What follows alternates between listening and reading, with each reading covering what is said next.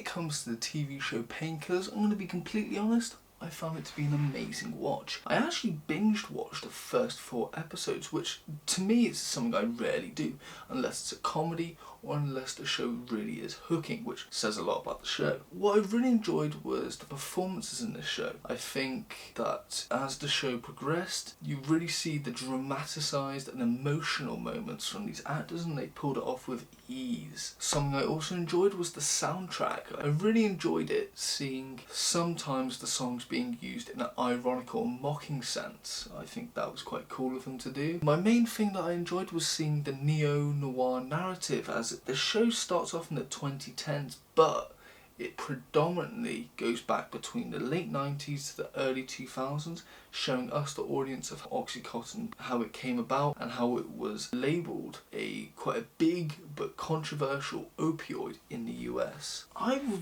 very much fascinated by the history of not only Oxycontin but of the Sackler family, as they originally made their money through the drug of Valium, and it's only until Arthur Sackler passed away and Richard Sackler took the mantle is when they started making their billions in Oxycontin, as that was the drug he was really pushing for to succeed. Now, something that I found very moving is at the start of each and every episode we have a new person introduce the episode and then talk about how Oxycontin affected their life, and it's usually through a loved one or a family member that they have lost due to Oxycontin, really hammering in the message of how damaging this drug can be and its effect on not only the people who are taking it but on those around them. And it's really quite sad. Now, I found it very intriguing from the writers and how they pushed so many perceptions and narratives on Oxycontin throughout the entire show, starting off with a character called Glenn, who has a real serious work injury and is prescribed Oxycontin, and we're seeing it's doing somewhat well, it's doing him a lot of good, but we start to see he's becoming an addict for it, and it really does a lot of damage not only to himself but the family he's with too. We also see the perception and narrative from the Purdue pharmaceutical saleswomen who believe they're doing the right thing, they're making doctors actually treat the pain that their patients are in and somewhat ending the pain and suffering that patients are going through Oxycontin. And we see that they really believe this, but they're making a huge amount of profit out of it as well. And it's only until they start to see friends, work colleagues or patients abusing Oxycontin and using it as a drug rather than the medication, that's when they start to believe otherwise. We also see the narrative from the creators and how they really just wanted to make a drug that would make them billions, in which they did, and they somewhat are very negligent towards those who are addicted. They only care about wealth and their appearance, and they go as far to being negligent as somewhat blame the addicts and saying it's their fault they're getting addicted rather than the drug itself. But my favourite narrative was from the character of Edie Flowers, who is not a real person but a representation of people who saw what Purdue Pharma was doing and wanted to expose their negligence they had for the drug, for the people who were addicted to it, and just showing how somewhat greedy and money hungry they were and didn't really care about others. Now, as someone who knows very little about the pill industry, I was very much hooked on learning so much about how Oxycontin started, how the drug was allowed through the FDA, and how they were able to use this lie to blow it out of proportion and make billions of the pain and suffering of others. I found it very intriguing. When it comes to the last episode, it's quite sad, as you really want to see a good ending. We somewhat get this in the beginning of the episode, as we see the character Glenn, who was really suffering with his oxy addiction, and he's going through the methadone program. He's actually doing really well. He's going to start his business back up again. He's doing really well with his family, and he's getting better with his wife, and you really have hope for him. And then on the other side, you have Edie Flowers. The DOJ are really making a case against Purdue Pharma. Whilst they're going after the small fish, they know that they can take on the Sacklers, and that's the real hook. And just as you think they're going to get them, reality kicks in. And that reality is that the Sacklers are a rich family. And so they make one phone call that ends up to the White House, that ends up to the DOJ, and they end up settling and get the easiest settlement, taking minimal damage or next to no damage from their company, taking next to little payment from them to victims, and honestly they get off scot-free and go on to make billions. It's really quite sad to see that this is the reality, that no repercussions happened until later. And then when it comes back to Glenn, who I hoped would be at least a little bit of a silver lining in this, but sadly it's not, we see that he is in a sleepless situation because his neighbours are playing music.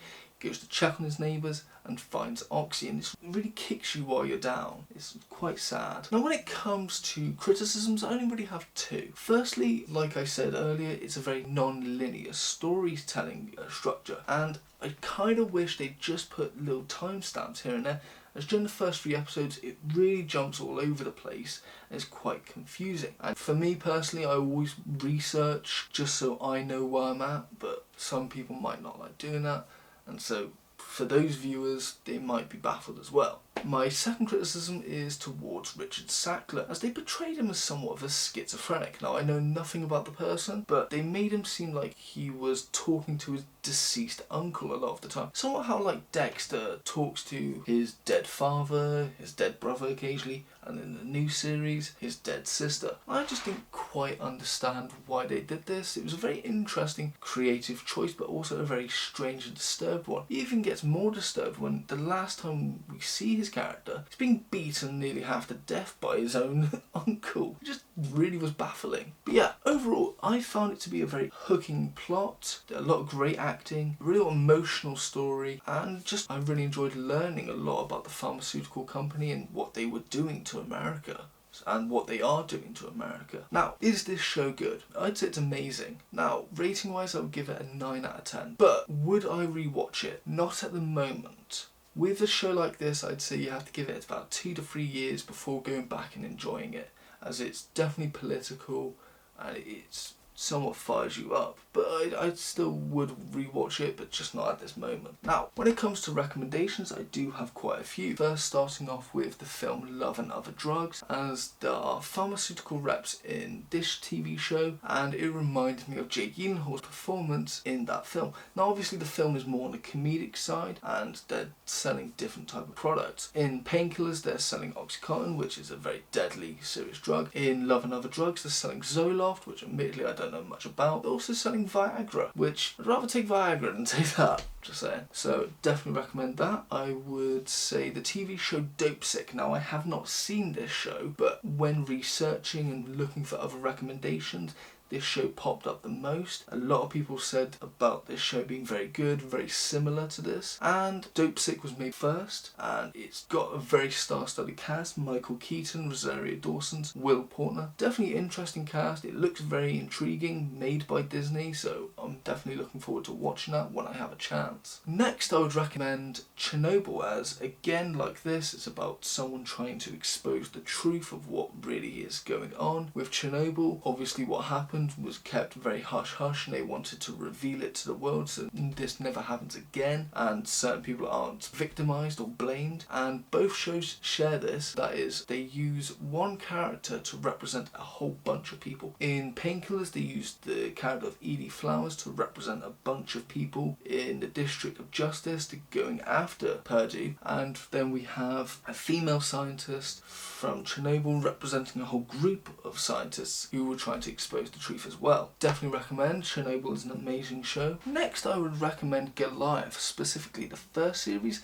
as like the character of Edie Flowers, it's her, a small group, going against a big company. I'd say Goliath is definitely a more smaller group than Edie Flowers had, but at the same time they're going after a big corporation and facing a lot of backlash and danger, especially Goliath. Definitely recommend that. Netflix do a lot of great limited TV series based on real events. One of my favourites that I remembered is When They See Us, a very dramatic and serious story about a woman who was sexually attacked in a park, and sadly 8 innocent black men were arrested and were pressured or coerced into signing a confession. And it's sad to see that the justice system and what they did to these poor innocent black people, and then we see in their lives, and it's quite sad that some of them went into the life of crime, some of them were in prison indefinitely, and it's only until justice actually was revealed that these people finally got to see freedom and see their family again. It's very touching, it's a definitely intriguing story. I think interesting is a bit of a weird word to use. And lastly, I would recommend the TV show Manhunt Unabomber. Again, another Netflix TV show. We see a young FBI agent trying to take a new approach at going after the Unabomber, and he really has to butt heads with not only his team but upper heads as well to allow this new technique to go forward, which eventually captures the Unabomber. It's a very intriguing show, definitely go check it out. Those are my recommendations. This has been my review for the TV show Painkillers. Thank you for watching. If you have enjoyed, please like and subscribe, but most importantly, thank you and have a nice day.